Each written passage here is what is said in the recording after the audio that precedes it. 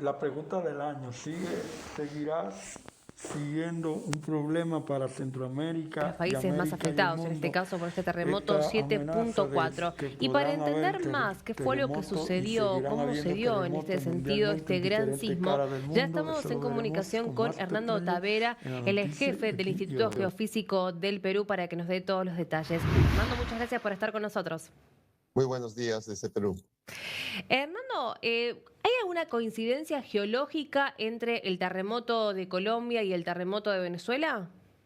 La única coincidencia es que ambos, sumados al de Japón, al de México, han ocurrido en lo que todos ya conocemos como el Cinturón de Fuego del Pacífico. Ujú. Es una zona que bordea todo el Océano Pacífico y donde la Tierra libera cada año más del 80% de energía que se acumula en su interior. A lo largo de esta región, las placas tectónicas se movilizan a mayor velocidad con respecto al resto de placas que tenemos en nuestro planeta Tierra. Esa es la única relación entre estos eventos sísmicos. Ujú. Y para mantenerse, ¿no?, en esta cadena o en este cinturón de fuego, ¿esto quiere decir que más adelante podría llegar a ocurrir un terremoto peor aquí en Colombia o en toda esta zona de la región? Si somos un país sísmico, como lo es Venezuela, Colombia, Ecuador, Perú y Chile, lo más común es que ocurran sismos. Ujú, Lo que ujú. sí es cierto es que los sismos de menor magnitud son más frecuentes porque se generan en áreas de ruptura muy pequeñas, en comparación con los sismos grandes que requieren áreas grandes de ruptura y se toman mucho más tiempo en acumular el esfuerzo, la deformación que tiene que liberarse. La Ujú. pregunta siempre uno debe hacerse, ¿no? Yo vivo en este país. La pregunta es, ¿ha ocurrido un sismo en el pasado grande? Sí, ese sismo tiene que repetirse en algún momento. Solo es Ujú, cuestión de tiempo que se acumule todo el esfuerzo que sea necesario. ujú. Y con esa pregunta que usted se está haciendo, estos países que usted recién nombraba, ¿no?, que son países Ujú. sísmicos, ¿están preparados para enfrentarlos? ¿Las construcciones están preparadas en estos Mire, países? creo que las imágenes que hemos visto, los daños en Venezuela, ahora en la zona de Pereira, Colombia, nos ponen la foto de la realidad. ¿No? Ujú, El sismo solamente sacude el suelo. Es todo lo que hace. Si ujú. todo aquello que el hombre ha construido, ha diseñado sobre ese suelo, no soporta ese nivel de sacudimiento, puede colapsar total o parcial. Y solo así afecta a las personas. Ujú. Entonces, cuando uno quiere hablar si una ciudad, un área urbana está preparada para un sismo, lo primero que tenemos que preguntarnos los que vivimos en esas zonas es, la zona donde yo vivo, ¿cuál es la calidad de los suelos? ¿Dónde están los suelos blandos, los suelos compactos? Ujú. Siguiente pregunta, ¿dónde están las viviendas más antiguas, las más modernas? ¿Dónde están las viviendas que han sido construidas, de lo que llamamos autoconstruidas, y las que han sido construidas con la norma? Siguiente, ¿dónde están las viviendas que por lo general hoy en día se están instalando a lo largo de la ribera de quebradas, ribera de ríos, ¿no? O los que están frecuentemente en la ladera de cerros, de lomadas. Ujú. Y por último, ¿dónde están las áreas con mayor cantidad de población que habite esas áreas?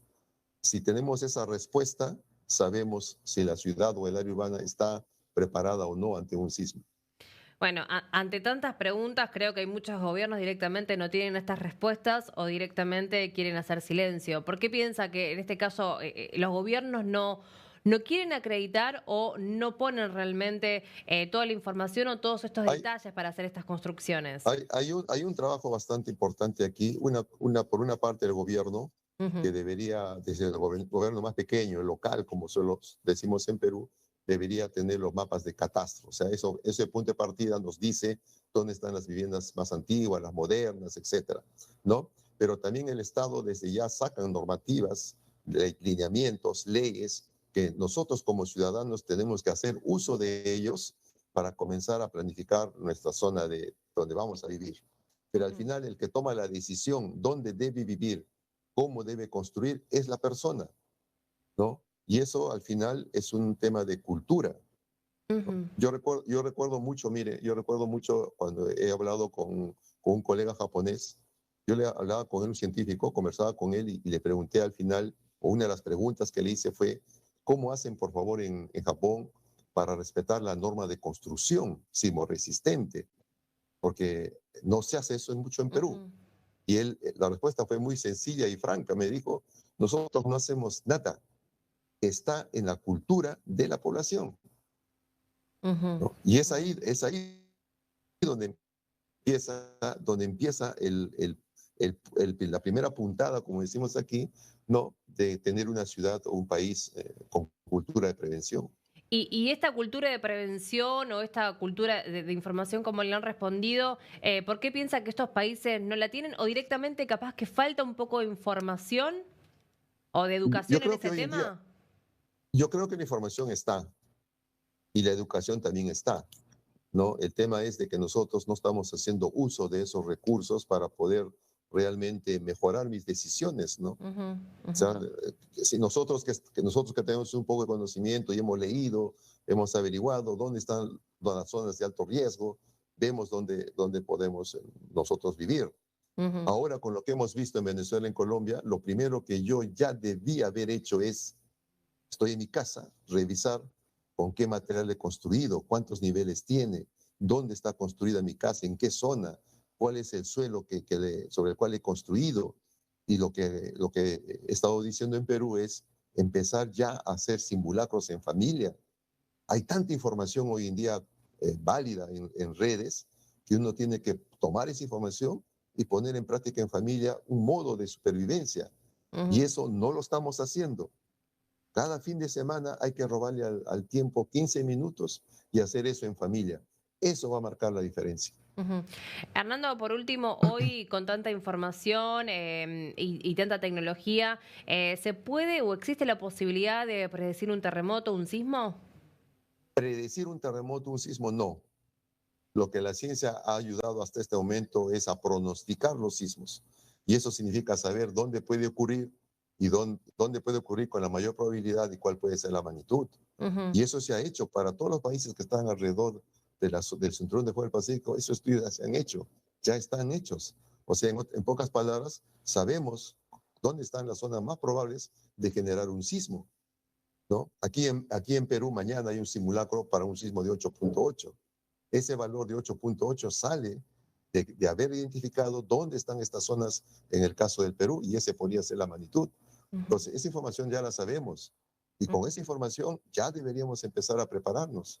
Y ahora con lo que se ha visto, ¿no? Este terremoto en Colombia, en Venezuela, en Perú, con este simulacro, por ejemplo, ¿ustedes ya comenzaron a ver informes que podría llegar a ser un tercer país donde pueda ocurrir prontamente un terremoto o un sismo?